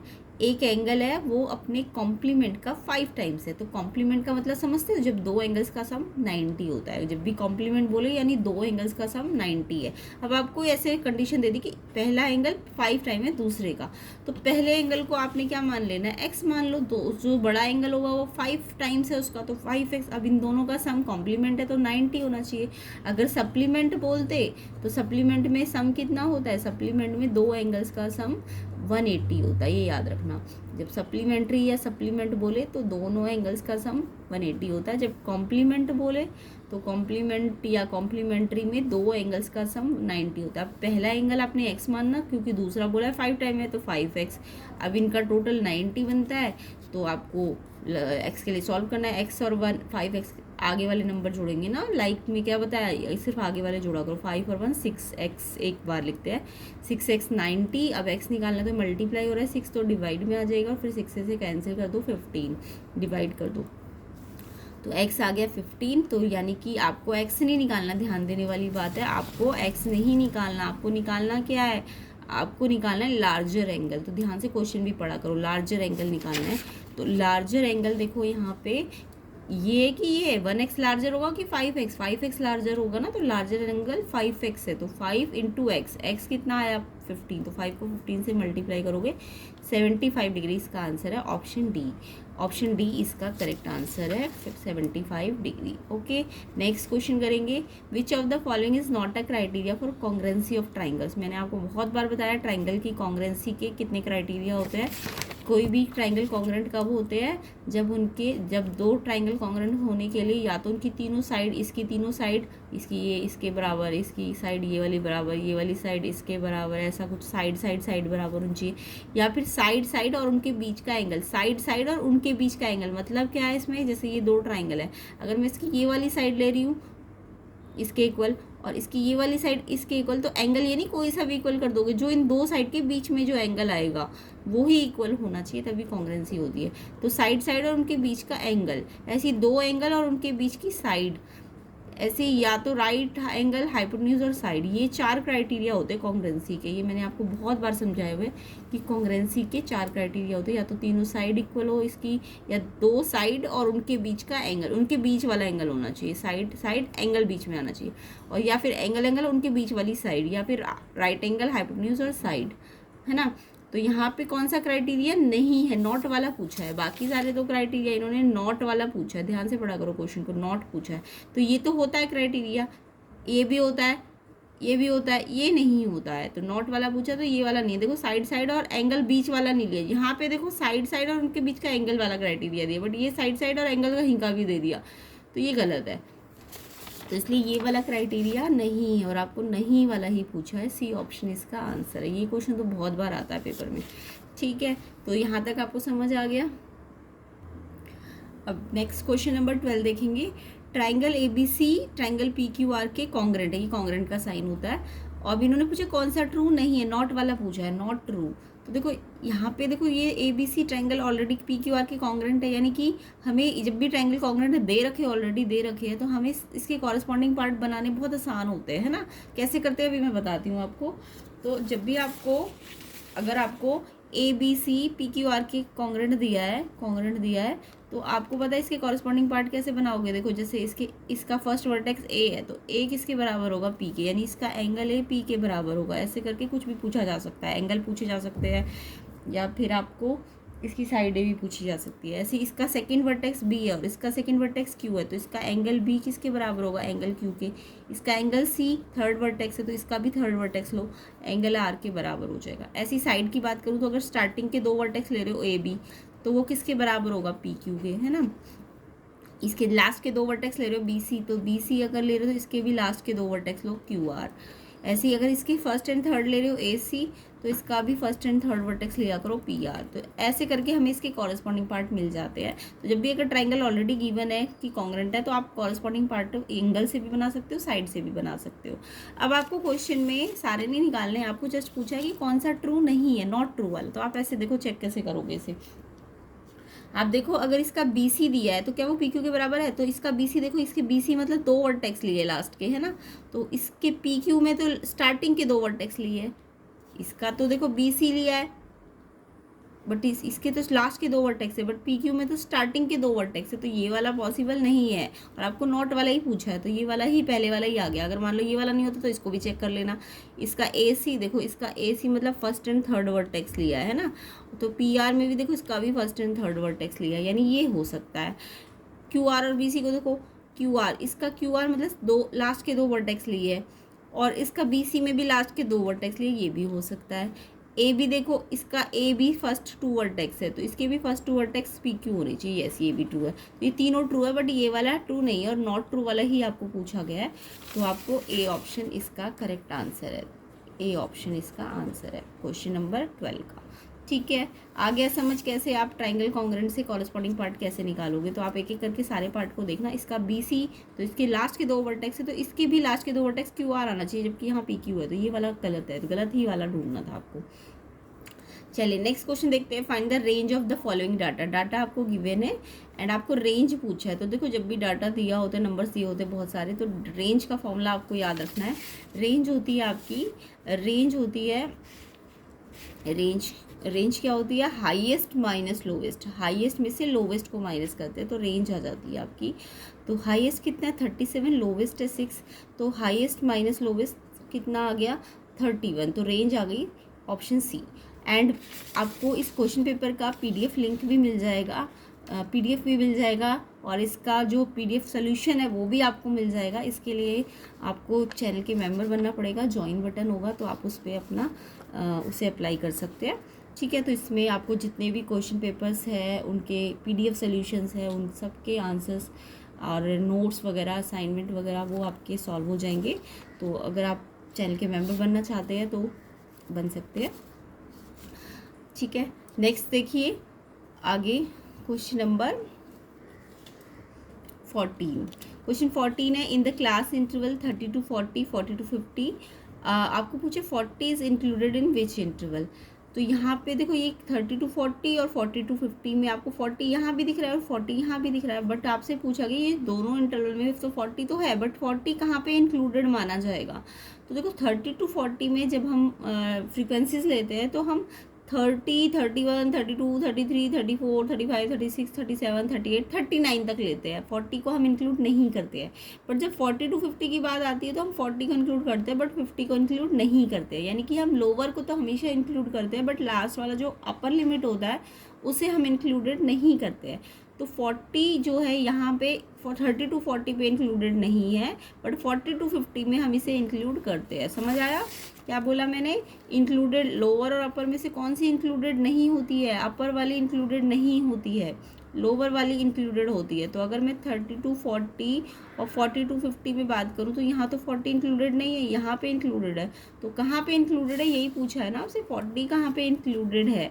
तो 40 to 50 पे इंक्लूडेड है, क्योंकि यहाँ लोअर पे है ना, लोअर लिमिट तो इंक्लूड करी जाती है। तो 40 इंक्लूडेड कहाँ है? इस वाले पे। तो इसका आंसर 40 to 50 है, बी ऑप्शन इसका आंसर है। तो ध्यान रखना, हमेशा यही रखना कि कहाँ कौन सी लिमिट इंक्लूडेड नहीं होती है, अपर वाली इंक्लूडेड नहीं होती है, लोअर वाली इंक्लूडेड होती है। तो यहाँ पे 40 अपर में आ गया था, जबकि यहाँ लोअर पे आया, तो इसलिए इसको इंक्लूड करना है। तो यानी कि इसका आंसर आपका क्या हो जाएगा? इसका आंसर आपका 40 to 50 होगा, है ना, बी ऑप्शन इसका आंसर है। चलिए नेक्स्ट क्वेश्चन को देखेंगे। नेक्स्ट क्वेश्चन है, if the perimeter of an equilateral triangle 180 centimetre then its area will be. तो यहाँ पे आपको पेरीमीटर इक्विलेटरल ट्राइंगल का दिया हुआ है 180, आपको इसका एरिया निकालना है। तो बहुत ही सिंपल सा क्वेश्चन है, पेरीमीटर ऑफ इक्विलेटरल ट्राइंगल। तो देखो पेरीमीटर इक्विलेटरल ट्राइंगल का पहले आप दिमाग में इमेजिन करो कि इक्विलेटरल ट्राइंगल होता क्या है। देखो इक्विलेटरल ट्राइंगल मतलब जिसकी तीनों साइड बराबर हो, और पेरीमीटर क्या होता है? इन तीनों का प्लस, तो ए 3a हो जाएगा ना। तो इसके पेरीमीटर का डायरेक्ट आपको फॉर्मूला आना चाहिए 3a। अदरवाइज अगर ट्राइंगल की साइड अलग अलग है ए बी सी, तो इसका पेरीमीटर तीनों साइड का टोटल होता है A B C, A plus B plus C, है ना, A plus B plus C. But अगर इसकी तीनों साइड इक्वल है तो 3a होगा इसका पेरीमीटर। तो इस पेरीमीटर 3a कितना दिया है आपको? 180 दिया है। तो इससे साइड निकाल लो, अगर पेरीमीटर दिया है तो साइड a निकल जाएगी, कैसे? 3 से यहाँ डिवाइड हो जाएगा, तो ये 60 आ जाएगा। अब आपको पेरीमीटर की से क्या निकाल लिया आपने? साइड निकाल ली। अब आपको बोला इसका एरिया निकालो। तो एरिया ऑफ इक्विलेटरल का, वैसे तो हीरोन फॉर्मूला से भी कर सकते हो आप इसे, बट एरिया इक्विलेटरल का ना डायरेक्ट फॉर्मूला लगाया करो, √3/4a²। ये मैंने बहुत बार समझाया आपको, इक्विलेटरल ट्राइंगल का एरिया का फॉर्मूला क्या होता है? √3/4a²। तो a क्या होती है? यहाँ पे साइड होती है। तो √3/4 a कितना है? साइड कितनी आई? 60, और 2 बार है ना, स्क्वायर है तो 60 को 2 बार लिखना है। तो ये 4 से कट गया 15 पे। अब 15 को 60 से मल्टीप्लाई करो, 900, साथ में √3 मल्टीप्लाई 900, ये नंबर से मल्टीप्लाई होता है, रूट से नहीं होता, तो रूट ऐसे ही आ जाएगा। 900 √3 सेंटीमीटर स्क्वायर इसका एरिया है। ऑप्शन बी इसका करेक्ट आंसर। तो कई बहुत बार ये इक्विलेटरल का ट्राइंगल का एरिया वाला क्वेश्चन आता है, तो एरिया को याद रखा करो, √3/4 इंटू साइड का स्क्वायर, ठीक है। तो ऑप्शन कौन सा ठीक है इसका? 900 √3, बी ऑप्शन इसका आंसर है। चलिए नेक्स्ट क्वेश्चन पे आते हैं। The base of right triangle 8 है, हाइपोटेन्यूज 10 है, आपको एरिया पूछा है। तो ये भी सिंपल ही क्वेश्चन है। तो यहाँ पे राइट एंगल ट्राइंगल, तो मैंने आपको बोला अभी ज्योमेट्री से रिलेटेड कोई भी क्वेश्चन आता है ट्राइंगल से रिलेटेड, आप डायग्राम बनाया करो, क्वेश्चन आधा उसी पे सॉल्व हो जाएगा। तो आपको पहले राइट ट्राइंगल बनाना है। तो राइट ट्राइंगल का मतलब समझते हो? ऐसे करके एल करके जो बनता है ये राइट एंगल ट्राइंगल। तो इसमें एक एंगल 90 होता है, और याद रखना जो भी 90 एंगल होता है उसका जो अपोजिट साइड होती है, 90 के जो अपोजिट साइड होती है वो हाइपोटेन्यूज होती है, और 90 के जो नीचे वाली साइड है उसे बेस मान लिया करो, और जो ये ऊपर होती है परपेंडिकुलर। तो पाइथागोरस लगा सकते हो। हाइपोटेन्यूज के स्क्वायर सबसे लंबा होता है ना हाइपोटेन्यूज, तो उसके स्क्वायर को तो अलग रखा करो और इनके स्क्वायर को ऐड करा करो। तो इसे जो भी राइट एंगल ट्राइंगल हो है, तो हम ये तीनों साइड में से कोई भी 2 दी होती है, तीसरी निकल जाती है, ये पाइथागोरस होती है। तो पाइथागोरस लगा दो। ये आपको AC दिया हुआ है इसका, है ना, इसका हाइपोटेन्यूज मतलब ये अगर एंगल बी पे मैंने 90 लिया तो हाइपोटेन्यूज से इधर आएगा ना, इधर मतलब ये AC 10 है आपका, और ये 8 है, और ये आपको निकालना है। तो परपेंडिकुलर एक तरह से आपको निकालना है ना, ये निकालना है। तो तो इसमें पाइथागोरस लगाओ तभी, क्योंकि हमारे पास जब एरिया निकालेंगे राइट एंगल ट्राइंगल का तो हमको तो बेस और हाइट चाहिए। हाइट हमारे पास नहीं है, हमारे पास हाइपोटेन्यूज है बट हाइट नहीं है, तो हमें हाइट निकालने के लिए पाइथागोरस लगानी पड़ेगी। तो पाइथागोरस क्या कहती है, जो हाइपोटेन्यूज होता है, हाइपोटेन्यूज पता है ना 90 के अपोजिट, AC का स्क्वायर को अलग रखो और बाकी जो दो है AB का स्क्वायर और BC का स्क्वायर इनको इधर रखो। तो AC कितना दिया 10 का स्क्वायर एंड AB स्क्वायर तो आपको निकालना है, ये वाला तो निकालना है। BC कितना दिया 8 और उस पर स्क्वायर लगाओ। 8 का स्क्वायर मतलब 8 को 8 से मल्टीप्लाई, ऐसे 10 का स्क्वायर मतलब 10 को 10 से मल्टीप्लाई। तो 10 को 10 से 100, 8 को 8 से 64 यहाँ प्लस यहाँ माइनस, पाइथागोरस आती होगी आधे से ज़्यादा बच्चों को, and equal to AB square. अब स्क्वायर देखो हमें AB स्क्वायर थोड़ा ना चाहिए, हमें तो जस्ट AB चाहिए। तो यहाँ से स्क्वायर हटता है, तो मैंने रूल बताया जब भी यहाँ से स्क्वायर हटेगा यहाँ रूट लग जाएगा, तो ये माइनस करके 36 पे रूट आ जाएगा, क्योंकि यहाँ से स्क्वायर यहाँ पे रूट बना देगा। तो रूट 36 का मतलब 36 का रूट मतलब समझते हो 36 क्या होता है, 6 6 जा, तो 6 दो रूट के अंदर 2 नंबर है तो एक नंबर बाहर आ सकता है, तो 36 का स्क्वायर रूट 6 होता है। तो AB आ गया आपका 6 सेंटीमीटर। ठीक है, अब आपको क्या, अब आपको ना एक जैसे ये MCQ है तो इतना ज़्यादा तो आप करने नहीं लगोगे, तो इसमें ना ट्रिक याद रखा करो, पाइथागोरन ट्रिपलेट कौन कौन सी होती है। तो अगर आपको 8 और 10 दिया है तो पाइथागोरन ट्रिपलेट 6 8 10 होती है। 6 8 10 तो पक्का कन्फर्म्ड है कि अगर ये 8 और 10 है तो ये जो इसका बेस है वो कितना आ जाएगा 6, या हाइट 6 आएगी। तो आपको ये याद भी रखना, क्योंकि इतना सादा करने का टाइम नहीं होता है, ट्रिक लगानी होती है MCQ क्वेश्चन में। ये तो मैं कंसेप्ट समझा रही हूँ आपको, अदरवाइज आपको ट्रिक लगानी है। तो आपको ये पाइथागोरन ट्रिक आनी चाहिए, ट्रिपलेट आनी चाहिए कि अगर ये 8 और 10 है तो पक्का ये 6 आएगा। तो आपको अगर ये पता है 6 आएगा तो आप इजीली यहीं पे डायरेक्ट यहीं से क्वेश्चन स्टार्ट कर लोगे अपना, है ना। एक ऐसी 3 4 5 ये भी एक पाइथागोरन ट्रिक होती है, ट्रिपलेट होती है 3 4 5। अगर 4 5 दिया है तो 3 आएगा, 3 5 दिया है तो 4 आएगा। तो ये आपको याद रखने होते हैं कुछ पाइथागोरन ट्रिपलेट्स, 3 4 5 6 8 10, है ना। तो यहाँ पे मैंने तो निकाल के दिखा दिया, अदरवाइज आप यहाँ से क्वेश्चन को स्टार्ट कर सकते थे। हाफ इंटू बेस कितना 8 है, और हाइट मेरी अगर ये 8 और 10 है तो ये 6 आएगी पक्का, तो 6 है तो ये काट दो, 2 3 जा 6, 8 3 जा 24, तो 24 सेंटीमीटर स्क्वायर इसका आंसर है ऑप्शन E। तो आपका क्वेश्चन यहाँ से भी स्टार्ट हो सकता था अगर आपको ये ट्रिक आती होती तो। ठीक है, तो ऑप्शन A इसका आंसर है कितना 24 सेंटीमीटर स्क्वायर। चलिए नेक्स्ट क्वेश्चन करते हैं। Next question number 17, intersecting lines cut each other at. Intersecting line एक दूसरे को कितने पॉइंट्स पे काटती है, 1 पॉइंट पे, 2 पॉइंट पे, 3 पॉइंट पे, कि किसी भी पॉइंट पे नहीं, नल मतलब कोई भी पॉइंट पे नहीं काटती। तो इंटरसेक्टिंग लाइन बना के देखो, आपको ऐसे ही पता चल जाएगा। देखो 2 इंटरसेक्टिंग लाइन बनाई मैंने, तो देखो कितने पॉइंट पे काटी, एक ही पॉइंट पे तो काटी है। चाहे 3 भी बना लो आप तब भी तो एक ही पॉइंट पे काटेगी। तो कितनी भी लाइन बना लो उनको इंटरसेक्टिंग पॉइंट उनका एक ही आएगा, है ना। वो इकट्ठी एक किस पॉइंट पे काटती है, अगर सेम पॉइंट पे, मतलब इंटरसेक्टिंग लाइन वैसे तो यहाँ पे हाँ इंटरसेक्टिंग लाइंस जो होती है ईच अदर बोल दिया ना, तो ईच अदर बोल दिया, तो ईच अदर का मतलब वो सिर्फ एक ही पॉइंट पे काटेगी, चाहे वो 2 लाइन हो चाहे 3 लाइन हो, बट ईच अदर को सिर्फ एक पॉइंट पे काटेगी। ऑप्शन A इसका आंसर है। नेक्स्ट क्वेश्चन देखेंगे। नेक्स्ट क्वेश्चन है the class mark of a frequency distribution are given. अब की बार देखो आपको क्लास मार्क, एक तो होता है क्वेश्चन की क्लास मार्क निकालने होते हैं, बट यहाँ पे आपको क्वेश्चन में क्लास मार्क ऑलरेडी दे रखे 10 20 30, बट इन्होंने पूछा है कि अगर क्लास मार्क 30 होता तो वो किस क्लास इंटरवल से आता। आपको पता है ना क्लास इंटरवल से ही तो क्लास मार्क्स निकलते हैं। कैसे निकलते हैं आपको सिखा रखा था मैंने। अगर क्लास इंटरवल आपको दे रखी है मान लो 10 से 20, तो आपको पता है क्लास मार्क कैसे निकालते हो आप। क्लास मार्क निकालने के लिए आप क्या करते हो, ये इन दोनों लोअर लिमिट और अपर लिमिट को ऐड करके 2 से डिवाइड करते हो। तो 10 और 20 को ऐड करते हो, 2 से डिवाइड करते हो, तो 30/2 कितना आता है 15। तो ये वाला तो आप क्वेश्चन बहुत बार कर चुके हो कि क्लास इंटरवल दी होती है और आपको क्या निकालनी होती है, क्लास मार्क निकालनी होती है। तो कैसे निकालते हैं, लोअर अपर को ऐड करो, 2 से डिवाइड करो। तो ये तो था क्लास इंटरवल से क्लास मार्क, बट क्वेश्चन उल्टा है। अब कि यार आपको क्लास मार्क दी है 30 और आपको पूछा इसकी क्लासेस निकालो, यानी कि आपको इसकी लोअर और अपर लिमिट निकालनी है। तो ध्यान से इस क्वेश्चन को देखो, जब क्लास मार्क दिया हो और आपको लोअर और अपर लिमिट खुद निकालनी हो, तो यहाँ पे आपको क्लास मार्क, एक तो आपको क्लास मार्क दे रखा है, दूसरा आपको लोअर लिमिट निकालने के लिए ना क्लास साइज चाहिए। तो क्लास साइज का मतलब समझते हो, गैप कितने कितने का, विड्थ कितने कितने की है। तो विड्थ देखो यहाँ से दिख ही रही है मुझे 10 20 30, 10 10 की विड्थ आ रही है ना, 10 10 की विड्थ आ रही है, 10 20 30। तो यहाँ पे आपको पता चल गया कि इसका जो क्लास साइज है वो 10 है, क्योंकि लोअर लिमिट निकालने के लिए आपको ये फॉर्मूला लगाना पड़ेगा। क्या फॉर्मूला है? लोअर लिमिट का क्लास मार्क में से माइनस करो हाफ इंटू क्लास साइज। ये फॉर्मूला आपको याद करना पड़ेगा।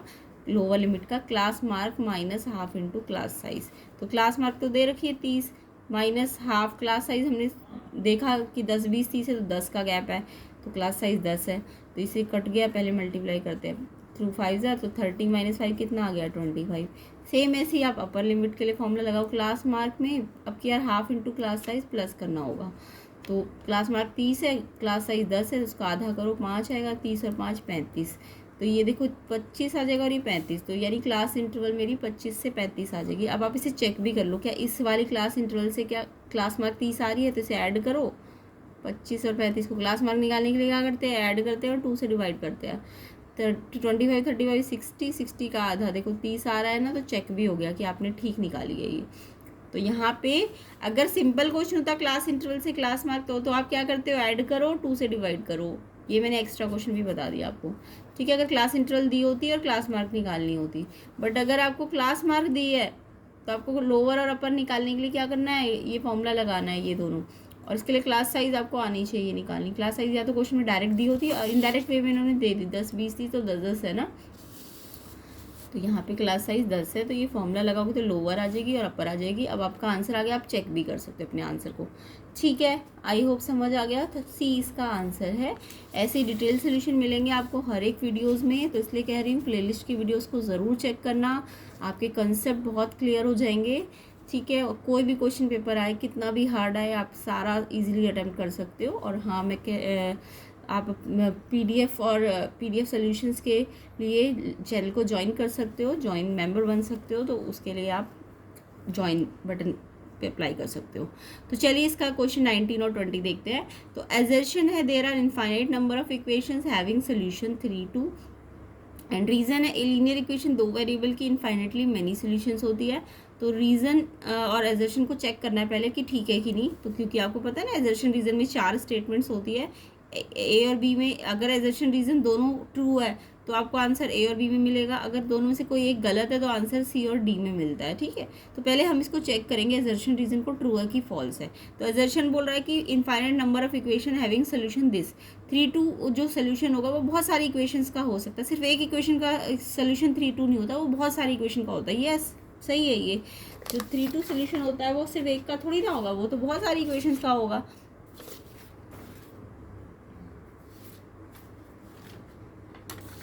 है ना। देखो 3 और 2 से अगर मैं बहुत सारी इक्वेशन कैसे बना सकती हूँ? अगर मैं x प्लस वाई लेती हूँ तो x3 और y2, तो ये 5, ये भी एक इक्वेशन बन सकती है। अगर मैं डबल x करती हूँ, डबल x का मतलब 2 3 या 6, और मैं यहाँ से y को प्लस कर दूँ, अब 2 3 या 6 और y कितना है 2, तो इस पॉइंट से मैं बहुत सारी इक्वेशन बना सकती हूँ ना। 2 3 या 6, 3 है तो 2 3 या 6 और प्लस 2, तो ये कितना आ जाएगा 8। ऐसे अगर मैं 3x लेती हूँ तो 3 3 या 9, अगर मैं इसमें से माइनस वाई करना चाहूँ तो 3 3 या 9 माइनस 2 कितना हो जाएगा 7। तो ऐसे करके इस पॉइंट से मैं बहुत सारी इक्वेशंस बना सकती हूँ। तो एक क्वेश्चन ऐसा भी आ सकता था कि इस पॉइंट से इक्वेशंस बना के दिखाओ। तो एक सिंगल पॉइंट से हम सिर्फ एक इक्वेशन नहीं बना सकते, बहुत सारी इक्वेशन बना सकते हैं। ये एजर्शन बिल्कुल ठीक है। तो ऐसे पेपर में ना एजर्शन रीजन पे टिक भी लगा के आया करो, ताकि आपका अगर ऑप्शन ये वाला गलत भी, आप कन्फ्यूजन में गलत भी लिखा हो तो आपको इसके नंबर क्या पता टीचर दे दे। तो एजर्शन बिल्कुल ट्रू है। एंड रीजन देखते हैं, लीनियर इक्वेशन 2 वेरिएबल का इनफाइनेटली मेनी सोल्यूशन। ये आपने बहुत बार पढ़ा होगा कि एक लीनियर इक्वेशन 2 वेरिएबल में एक ही सोल्यूशन नहीं है, बहुत सारे सोल्यूशन आते हैं। जैसे एक पॉइंट से हम बहुत सारी इक्वेशन बना सकते हैं, ऐसी एक इक्वेशन के भी तो बहुत सारे आंसर हो सकते हैं। क्या पता मैं x प्लस वाई में 5 की जगह 4 लिख दूँ तो मेरे ये पॉइंट चेंज हो जाएंगे, है ना। तो यानी कि रीज़न भी बिल्कुल ठीक है, और रीज़न एक्चुअल में इस एजर्शन को एक्सप्लेन भी कर रहा है, इसलिए ऑप्शन ए इसका करेक्ट आंसर है। जब एजर्शन रीज़न ठीक हो और एक्सप्लेनेशन भी ठीक हो तो ए ऑप्शन इसका आंसर हो जाएगा। चलिए नेक्स्ट क्वेश्चन करते हैं। एजर्शन है, 2 parallel line intersecting by a transversal then the bisector of alternate interior angles are parallel. देखो यहाँ ये एजर्शन में आ रखा, बट अलग से ये क्वेश्चन बन के भी आ जाता है पेपर में, तो इंपॉर्टेंट होता है ये, देख लो इसे, समझ लो ध्यान से। तो अगर बोला 2 पैरेलल लाइन एक ट्रांसवर्सल इंटरसेक्ट कर रही है, तो इसे मैं समझा देती हूँ इस क्वेश्चन को। क्या क्वेश्चन में क्या बोला गया है कि 2 पैरेलल लाइन है, एल और एम पैरेलल लाइन है, ठीक है। अब यहाँ पे ये पैरेलल है तो इसका मतलब ये जो एंगल एक्स है, ये वाला एक्स है मान लो, और ये वाई है। मैंने आपको पैरेलल लाइन की प्रॉपर्टीज समझा रखी है कि पैरेलल लाइन में जब भी कोई ट्रांसवर्सल काटती है, ट्रांसवर्सल होती है ना, ये पैरेलल है और ये ट्रांसवर्सल है, तो अगर ये काट रही है तो इसके जो लाइन के अंदर अंदर एंगल, अगर ऐसे ऐसे एंगल बनते हैं ये वाले लाइन के अंदर, एक इधर, तो ये अल्टरनेट इंटीरियर एंगल्स होते हैं। तो ये मैंने प्रीवियस वीडियो में बताए हुए क्वेश्चंस, तो आप प्लेलिस्ट को ज़रूर चेक करना। इससे प्रीवियस वीडियोस जो बनी हुई थी उनमें मैंने पैरेलल लाइन की प्रॉपर्टीज़ भी समझाई थी। तो ये वाले ना आपके जो लाइन के अंदर एक इधर और एक इधर, ये वाले एंगल अल्टरनेट इंटीरियर होते। तो आपको बोला अल्टरनेट लाइन पैरेलल है तो आप पक्का अल्टरनेट बराबर होना चाहिए। तो ये एक्स है मान लो, ये वाई है, तो ये एक्स है और ये वाई है। तो एक्स और वाई अगर बराबर है, क्यों है? क्योंकि अल्टरनेट इंटीरियर है। तो अगर ये बराबर है तो अब इन्होंने क्वेश्चन में बोला है कि अगर हम इस अल्टरनेट इंटीरियर के बाइसेक्टर्स खींच दे तो बाइसेक्टर भी पैरेलल होने चाहिए। यस, देखो ये अल्टरनेट थे, अब मैंने अल्टरनेट के बाइसेक्टर खींचे, ये वाला बाइसेक्टर इस वाले अल्टरनेट का खींच दिया, ये वाला, और इसका ये वाला। तो अब वो प्रूव करना है कि ये जो दो बाइसेक्टर्स आए हैं ये भी क्या होने चाहिए? पैरेलल होने चाहिए। ये दो एन और पी जो है बाइसेक्टर, ये भी पैरेलल होने चाहिए। तो देखो अगर ये बाइसेक्टर है तो ये इस पूरे एंगल को दो पार्ट्स में डिवाइड कर रहे थे, ये एंगल 1 मान लो, ये एंगल 2 मान लो, तो ये पूरा एक्स का आधा हो जाएगा, ये एंगल 1 पूरे एक्स का क्या हो जाएगा? आधा हो जाएगा। तो मैंने एक्स और वाई अगर बराबर की है तो इनके आधे आधे भी क्या होने चाहिए? बराबर। और इस एक्स के आधे की जगह एंगल 1 लिख दो और इस वाई के आधे की जगह एंगल 2 लिख दो, क्योंकि बाइसेक्टर्स है। हाफ ऑफ एक्स ये छोटा वाला एंगल हो जाएगा और ये वाला हाफ ऑफ ये, तो एंगल 1 2 के इक्वल हो गया। तो अगर ये एंगल 1 और एंगल 2 भी इक्वल है, एंगल 1 और 2, तो ये देखो अब ये वाली लाइन भी क्या कर रही है? अल्टरनेट बना रही है ना।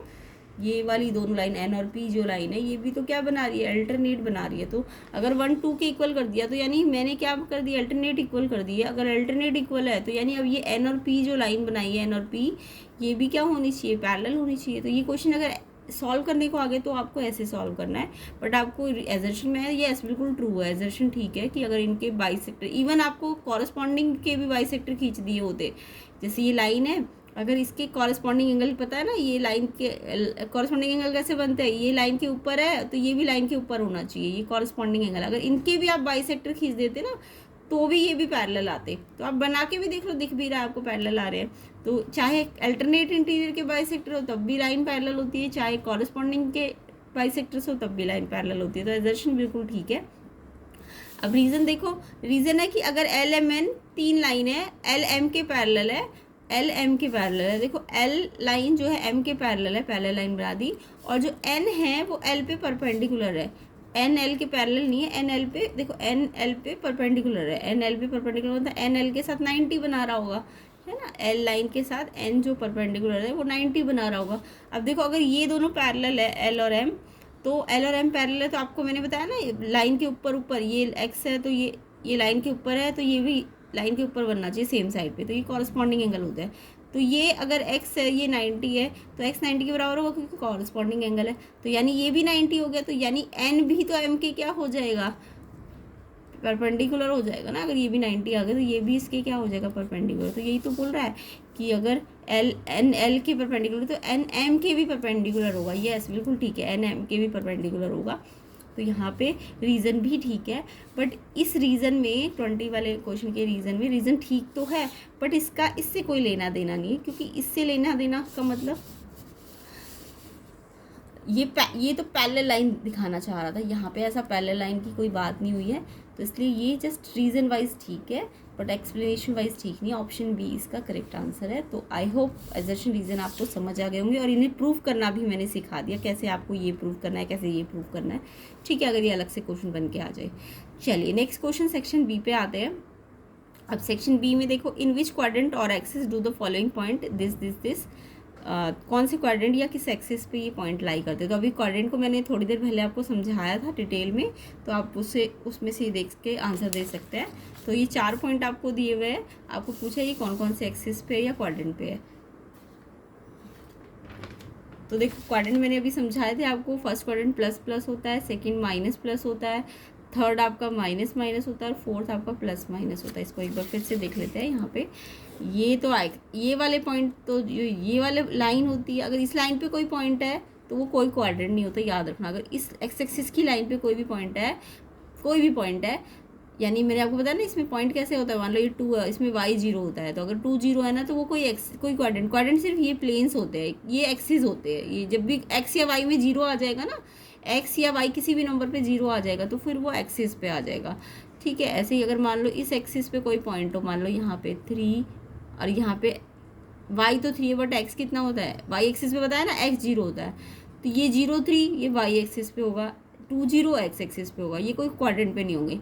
बट ये अगर यहाँ अंदर बीच में कहीं पे आ गए तो ये प्लस प्लस पहला quadrant, minus plus second quadrant, minus minus third quadrant and plus minus आपका फोर्थ क्वाड्रेंट होता है। अब पहला पॉइंट देखो -2 0, मैंने क्या कहा, जिसमें कभी भी एक पॉइंट पे अगर 0 आ गया, एक 0 आ गया, देखो 0 यहाँ आ गया, तो ये कोई क्वाड्रेंट नहीं माना जाएगा, ये एक्सिस होगा।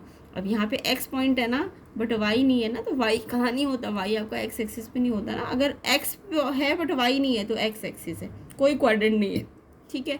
अगर मान लो ये 0 -2 होता तो फिर यहाँ पे x 0 आ गया, y तो है बट x 0 है, तो ये भी कोई क्वाड्रेंट नहीं है बट ये एक्सिस है। ये कौन से पॉइंट पे दिया हुआ है, y पे दिया, तो ये y एक्सिस का पॉइंट है, ठीक है।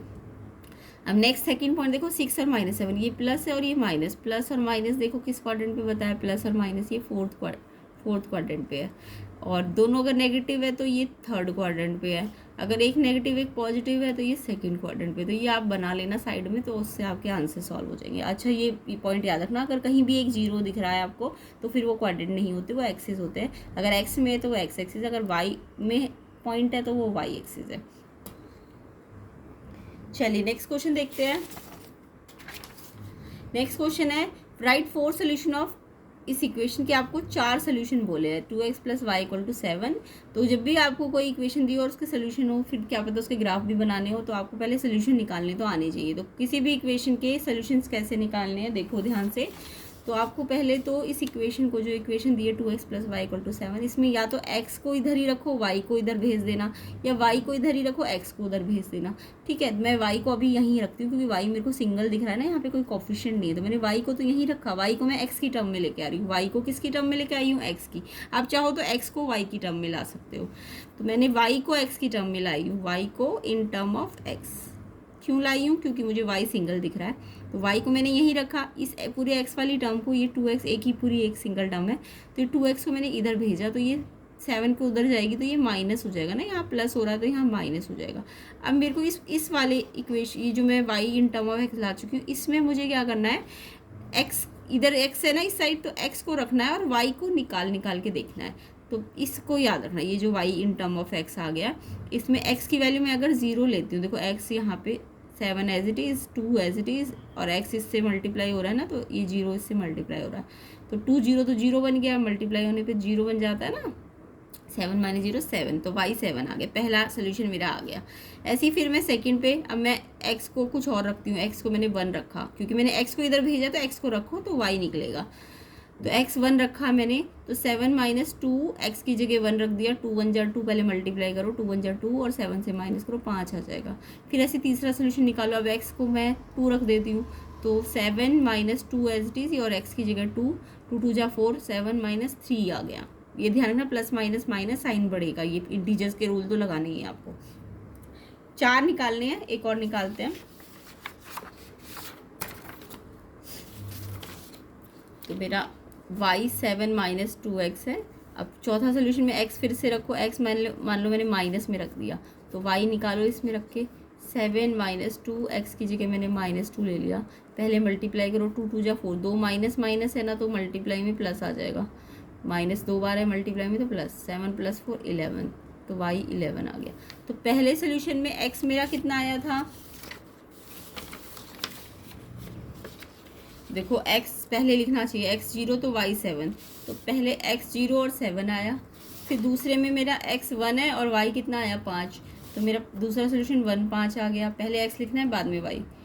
फिर तीसरे में मेरा x 2 है और y 3 आ गया, तो x 2 y 3, और चौथा तो मैंने अभी निकाला था, x मेरा -2 है, तो y कितना आया 11। तो ये इसके 4 सोल्यूशन है, इसलिए मैंने आपको पहले भी समझाया था, जो एजर्शन रीजन थे, एक इक्वेशन के सिर्फ एक सोल्यूशन नहीं होते, मैनी सोल्यूशंस होते हैं, तो बहुत सारे सोल्यूशन निकल सकते हैं।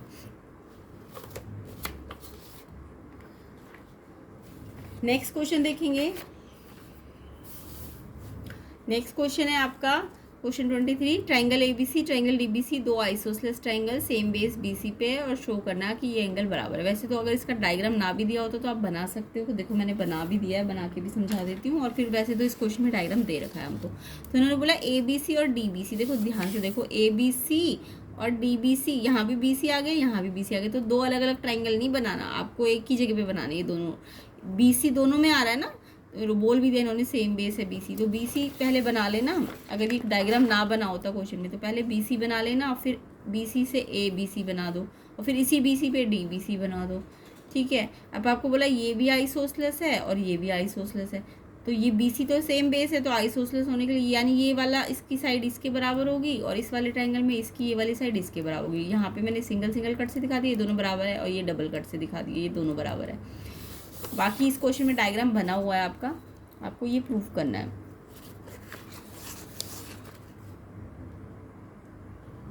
हाँ, तो ये डायग्राम ऑलरेडी बना रखा है क्वेश्चन में, ए बी सी और B D C same base B C पे बने हुए हैं, और आपको ये आइसोसेलेस बोला है, तो यानी ये कट लगा रखा है इसके इन्होंने, यानी ये इसके बराबर है। और ऐसे इस वाले ट्रायंगल में डबल कट है, तो ये वाला इसके बराबर है। ठीक है, ये ऑलरेडी दे रखा है आपको। अच्छा, अब देखो ये अगर ट्रायंगल लूँ मैं ए बी सी, तो इसमें ये वाली साइड इसके बराबर है। आपको आइसोसेलेस की एक प्रॉपर्टी आती होगी कि अगर अपोजिट साइड इक्वल है तो इनके अपोजिट एंगल्स भी क्या हो जाएंगे, इक्वल हो जाएंगे। ये अपोजिट साइड इक्वल है तो ये वाले अपोजिट एंगल इक्वल हो जाएंगे, तो इसको एंगल 1 और इसको एंगल 2 बोल सकते हो आप। सेम ऐसी अगर इस वाले ट्रायंगल की बात करूँ तो ये साइड इसके इक्वल है, तो इसके अपोजिट एंगल 3 और 4 इक्वल हो जाएंगे। होंगे कि नहीं होंगे? तो हमने यही किया है कि इस वाले में तो 1 और 2 बराबर हो जाएंगे, क्योंकि triangle A B C isosceles में आपको ए बी और ए सी बराबर दे रखी है ना, ए बी और ए सी। तो देखो ए बी और ए सी बराबर है, तो देखो ए वर्टेक्स दोनों में आ रहा है, इसको हटा दिया करो। बी और सी जो है ये वाला और ये वाला बराबर हो जाएगा, ए नहीं आएगा इसमें, क्योंकि ए वर्टेक्स तो हट गया, दोनों में था। तो ए बी ए सी के बराबर है, तो बी और सी वाले जो पार्ट है, बी और सी, इसको शॉर्ट नेम दे दिया 1 और 2, दिखाना होता है शॉर्ट नेम बना के। ठीक है, 1 और 2 बराबर हो जाएंगे, ये लिख लेना आप। Angle opposite equal sides are equal, angle opposite equal sides are equal. ठीक है, ये लिखना होता है, रीजन देना होता है। तो अगर ट्रायंगल एबीसी आइसोसेलेस है तो साइड बराबर, तो एंगल भी बराबर। सेम ऐसी डीबीसी में भी कर लो, ये वाली साइड इसके बराबर है तो एंगल 3 एंगल 4 के बराबर हो जाएगा, इसमें भी यही रीजन लिखना है। अब आपको क्वेश्चन में क्या चाहिए, ये पूरा ए बी डी चाहिए और ए सी डी चाहिए, ए बी डी और ए सी डी चाहिए। तो देखो ए बी डी किससे बन रहा है, इन दोनों को जोड़ के, और ए सी डी किससे बन रहा है, इन दोनों को जोड़ के। तो आप इस क्वेश्चन को करने के दो तरीके हैं, एक तो यही वाला तरीका है, ए बी डी बनाने के लिए आप इसको इसके साथ जोड़ दो, इसको इसके साथ। तो सिंपल सा तरीका है कि ये इसके बराबर है, ये इसके बराबर, बट ए बी डी कब बनेगा, जब एंगल 1 में 3 जुड़ेगा। तो यानी मुझे इस फर्स्ट इक्वेशन को सेकंड में क्या करना पड़ेगा, इसकी लेफ्ट को लेफ्ट के साथ जोड़ो और राइट को राइट से जोड़ो। तो मेरे पास अगर ये इसके बराबर है और ये इसके बराबर है तो इक्वल्स, तो मैंने फर्स्ट और सेकंड को, क्योंकि मुझे ए बी डी बनाना था, इन दोनों को जोड़ के ही तो बनेगा। तो इस 1 को इस 3 के साथ जोड़ के बनेगा, तो इसको इसके साथ जोड़ दिया और इसको इसके साथ जोड़ दिया, तो इससे इसको जोड़ने पे ये ए बी डी बन जाएगा और ये ए सी डी। तो एक तो ये तरीका है।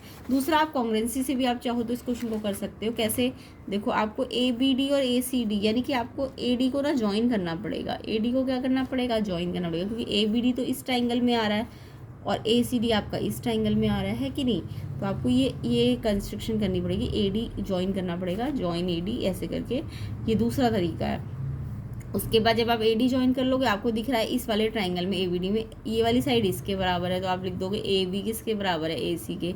और फिर इस ट्राइंगल की बी डी जो है इसकी सी डी के बराबर है, बी डी सी डी के बराबर है। कॉन्ग्रुएंसी के तरीके से भी कर सकते हो। तो इस ट्राइंगल की ये, इस ट्राइंगल की ये दोनों बराबर है, ऐसी इस ट्राइंगल की ये वाली और ये वाली बराबर है। तीसरी चीज़ कॉमन नहीं, ये ए डी क्या है, कॉमन भी तो हो सकता था, कॉमन। तो ये तीनों बराबर है, तो ये ए बी डी और ए सी डी ट्राइंगल कॉन्ग्रुएंट हो गए, और फिर कॉन्ग्रुएंसी से इनकी सी पी सी डी से ए बी डी और ए सी डी क्या हो जाएंगे, बराबर हो जाएंगे। तो कॉन्ग्रुएंसी से आप चाहो तो इस क्वेश्चन को कर सकते हो। साइड कॉन्ग्रुएंसी लग जाएगी इसमें। नेक्स्ट क्वेश्चन देखेंगे। नेक्स्ट क्वेश्चन है, चेक करना है क्या ये और ये पॉइंट जो है इस इक्वेशन के सोल्यूशन है। तो जब भी 2 पॉइंट पूछा जाए कि इन इक्वेशन के सोल्यूशन है, तो आपको ये जो पॉइंट है, पहले ये वाला पॉइंट इस पे एक्स वाई की जगह रखना पड़ेगा, ऐसे ये वाला पॉइंट इस एक्स वाई की जगह रखना पड़ेगा। तो देखो पहले मैं पहला पॉइंट चेक करूँगी क्वेश्चन 24 का। ये इक्वेशन है मेरे पास x + 2y = 11। अब मैं ये -5 2 पॉइंट में मुझे पता है ये x होता है और ये बाद वाला y होता है। ये सबको पता होना चाहिए, पहले वाला x होता है, बाद वाला y होता है। तो x कितना रखना है -5, y रखना है 2। तो मुझे इसकी लेफ्ट साइड पे रखूँगी, x की जगह -5, 2 एज इट इज़। ये y मल्टीप्लाई हो रहा है ना, इसके साथ कुछ नहीं है ना बीच में साइन, तो ये मल्टीप्लाई हो रहा है। ये y की जगह कितना रखना है 2, इसमें से देख के। अब से सॉल्व करो, 2 2 जा 4, पहले मल्टीप्लाई फिर माइनस। अब माइनस प्लस मैंने कहा ना इंटीजर की तरह किया करो, माइनस प्लस माइनस होता है तो पहले माइनस किया, 1 आया और जो बड़ा होता है उसका साइन लगा दो, साइन माइनस का लग जाएगा। अब ये तो -1 आ रहा है जबकि यहाँ 11 आ रहा है, तो ये इसका सोल्यूशन नहीं है, क्योंकि अगर ये 11 आता तब ये जो पॉइंट होता सोल्यूशन होता, अभी नहीं है क्योंकि ये 11 है जबकि ये -1 है, ये 11 के बराबर नहीं आ रहा है ना, तो नहीं है इसका सोल्यूशन। दूसरा पॉइंट लेंगे 7 2, इसमें x 7 है और y कितना है 2 है, तो x की जगह इसी इक्वेशन में x की जगह क्या रखो 7 रखो प्लस 2, y की जगह कितना रख दो, y की जगह इस पॉइंट को देखो 2 है और फिर से सॉल्व करो, 7 2 2 जा 4 11। अब आ रहा है ना ये 11, तो यस ये इसका सोल्यूशन है। तो ये पॉइंट इस सोल्यूशन है, लिख देना है 7 2 जो है सोल्यूशन है इस इक्वेशन का, तो ये पॉइंट इसका सोल्यूशन है। नेक्स्ट क्वेश्चन देखेंगे, question 25। Expenditure education of country during 5 period में आपको ये अलग अलग सेगमेंट है, इनके एक्सपेंडिचर दिए कितना कितना गवर्नमेंट ने किया है और आपको इसके लिए बार ग्राफ बनाना है। ध्यान से देखो, बार ग्राफ और हिस्टोग्राम में कुछ डिफरेंस होता है। अगर हिस्टोग्राम बनाना होता तो यहाँ पे ना आपको क्लास इंटरवल्स दी होती, क्या दी होती, क्लास इंटरवल। अभी आपको बार ग्राफ बनाना है तो आपको क्लास इंटरवल ना दे के ये वर्ड्स में दे देंगे सेक्टर्स वगैरह, है ना। तो आपको बार ग्राफ में भी रेक्टेंगल्स ही बनाने हैं, बट रेक्टेंगल्स को गैप में बनाना है, जबकि हिस्टोग्राम में हम रेक्टेंगल्स को ना गैप नहीं छोड़ते हैं, चिपका के बनाते हैं रेक्टेंगल्स, जबकि बार ग्राफ में रेक्टेंगल्स को हम गैप छोड़ के बनाएंगे।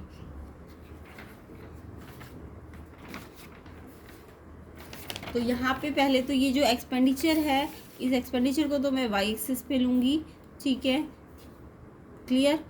और जो ये सेगमेंट्स है इनको हम x एक्सिस पे लेंगे। ये जो वर्ड्स में लिखा होता है पैराग्राफ बनाने के लिए, वर्ड्स वालों को तो हमें x एक्सिस पे लेना है, और ये जो एक्सपेंडिचर या जो भी न्यूमेरिकल वैल्यूज़ हैं उनको हम यहाँ लेते हैं y एक्सिस पे।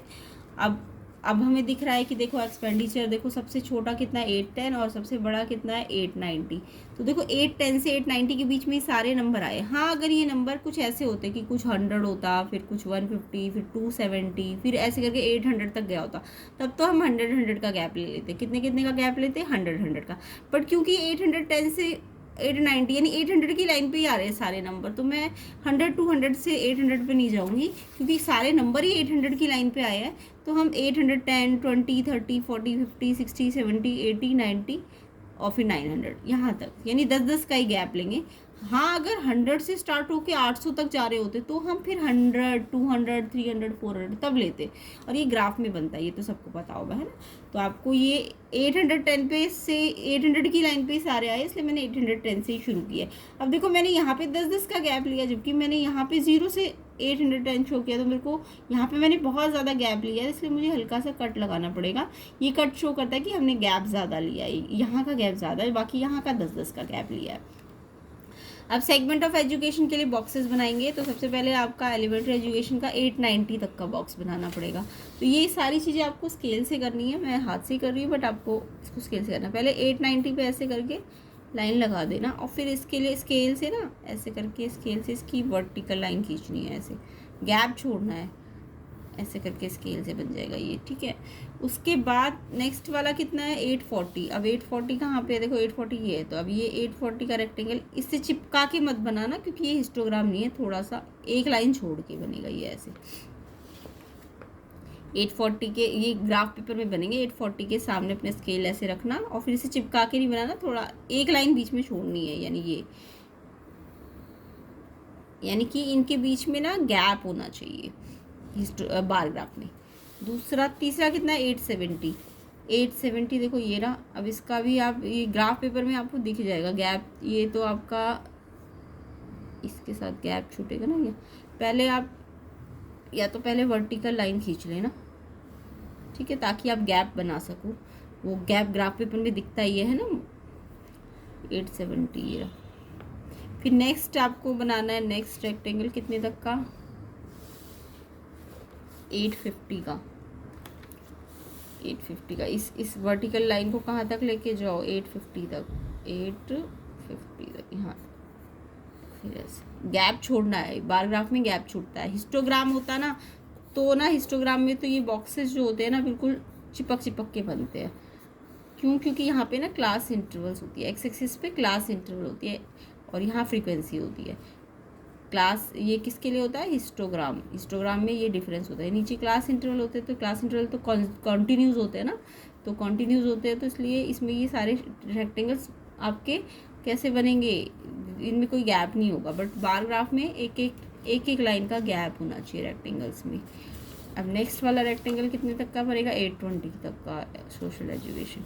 तो इस वाली लाइन को पहले गैप छोड़ना, फिर 820 पे ले जाना। 820 कहाँ है? ये स्केल से पता चल जाएगा आपको, ग्राफ पेपर में तो प्रॉपर बन जाएंगे ये।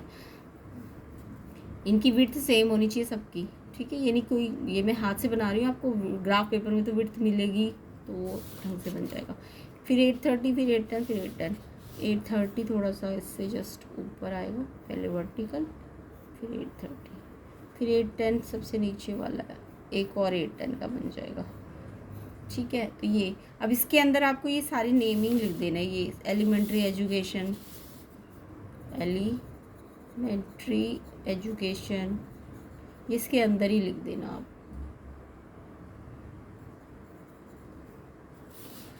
सेकेंडरी एजुकेशन, सेकेंडरी एजुकेशन, इसके बाद यूनिवर्सिटी एजुकेशन, फिर आपको लिखना है teachers training,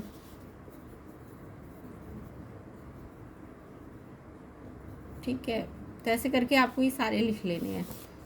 social education, social education, इसके बाद है other educational programmes, other educational programmes, फिर कल्चरल प्रोग्राम्स, कल्चरल मैं शॉर्ट में लिख रही हूँ, कल्चरल प्रोग्राम्स CP, फिर टेक्निकल एजुकेशन T। ये एक्स को ना थोड़ा इसको इरेज करके एक्स को यहाँ भेजना है, इसके अंदर भी लिख लेना टेक्निकल, ठीक है? तो ये सब आपको ऐसे करके इसके अंदर लिख देना है। तो ये इस तरीके से आपका बार ग्राफ बन जाएगा। बार ग्राफ में बस ध्यान रखना है आपको गैप छोड़ना होता है और रेक्टेंगल्स बनाने होते हैं, जबकि हिस्टोग्राम में आपको गैप नहीं छोड़ना होता है। ये डिफरेंस है दोनों में, ठीक है? तो ये बार ग्राफ है इसलिए आपको गैप छोड़ना है। बाकी यहाँ ये सेगमेंट ऑफ एजुकेशन, यहाँ एक्सपेंडिचर, उसके बाद आपने स्केल क्या लिया है वो भी लिख देना। एक्स एक्सिस पे तो आपने कोई स्केल नहीं लिया है, वाई एक्सिस पे आपने 10-10 का गैप लिया है ना, तो आपने वाई एक्सिस के लिए स्केल लिया है। वाई एक्सिस पे स्केल कितना लिया है? 10-10 का लिया है, 10 यूनिट, 10-10 का लिया है ना, 10 यूनिट 10 डिवीज़न। ग्राफ में 10-10 डिवीज़न होते हैं, तो 10 डिवीजन्स के बराबर है। तो ये स्केल वगैरह लिखना। अगर ये हिस्टोग्राम होता तो एक्स एक्सिस का भी स्केल लिखते आप। तो इस तरीके से आपको ये करना है। तो आई होप बार ग्राफ सबको बनाना आता भी होगा और आ भी गया होगा। तो इसे प्रैक्टिस करना एंड वीडियो को ज़्यादा से ज़्यादा शेयर करना, लाइक करना, कम से कम 1000 लाइक्स तो करना, ताकि मैं इसके सेक्शन C-D को जल्दी से नेक्स्ट पार्ट में कवर कर दूँ। लाइक बहुत ज़्यादा करो ताकि मोटिवेशन मिले। वीडियो में नए हो, चैनल में नए हो तो सब्सक्राइब ज़रूर करना। और अगर एक्स्ट्रा PDF सोल्यूशन चाहते हो PDFs के, तो आपको ज्वाइन करना पड़ेगा चैनल को, तो वो आपको ज्वाइन करना है, ठीक है? तो सेक्शन C को हम नेक्स्ट पार्ट में कवर करेंगे, सेक्शन D को भी हम नेक्स्ट पार्ट में कवर करेंगे, ऐसे ही डिटेल सोल्यूशन के साथ, विद कंसेप्ट के साथ। प्लेलिस्ट को ज़रूर चेक कर लेना, बार बार कह रही हूँ, अगर अच्छी तरह से प्रैक्टिस करनी है तो प्लेलिस्ट बनी हुई है, मैथ्स की, साइंस की, अदर सब्जेक्ट्स की भी, तो आप ज़रूर चेक कर लेना चैनल पे। एंड लिंक मैंने डिस्क्रिप्शन में भी डाला हुआ मैथ्स की प्लेलिस्ट का, एंड इसके प्रीवियस जो भी नेक्स्ट पार्ट बनेंगे उनका लिंक भी आपको डिस्क्रिप्शन में मिल जाएगा। तो अपनी प्रैक्टिस करते रहिए एंड ज़्यादा से ज़्यादा वीडियो को शेयर करना, लाइक करना।